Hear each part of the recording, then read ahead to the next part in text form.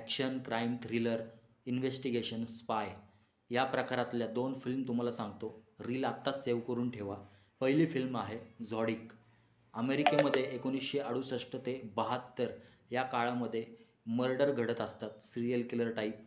त्याची इन्व्हेस्टिगेशन करण्यासाठी एक डिटेक्टिव्ह ऑफिसर नेमतात. त्याचप्रकारे एक न्यूज रिपोर्टर असतात दोघं जणं. ते पण त्याची इन्व्हेस्टिगेशन करत असतात. पण तो आरोपी कोण आहे ते लवकर कळत नसतं. त्या आरोपीचा शोध घेता जसा-जसा क्लू मिळत जातो तसा. मग तो आरोपी कोण आहे, काय आहे, हे बघण्यासाठी तुम्हाला ही फिल्म बघावी लागेल. ह्या फिल्मसाठी त्यावेळेस डिरेक्शन, सिनेमॅटोग्राफी आणि स्क्रीन प्लेसाठी फिल्म क्रिटिक्सनी खूप कौतुक केलं होतं ह्या फिल्मचं. दुसरी जी फिल्म आहे, ती आहे द बॉर्न आयडेंटिटी. ह्याच्यामध्येच फिल्मच्या सुरुवातीला एक तुम्हाला समुद्र दिसतो. त्यामध्ये एक मच्छीमारांची नाव दिसते. तिथल्या मच्छीमाराला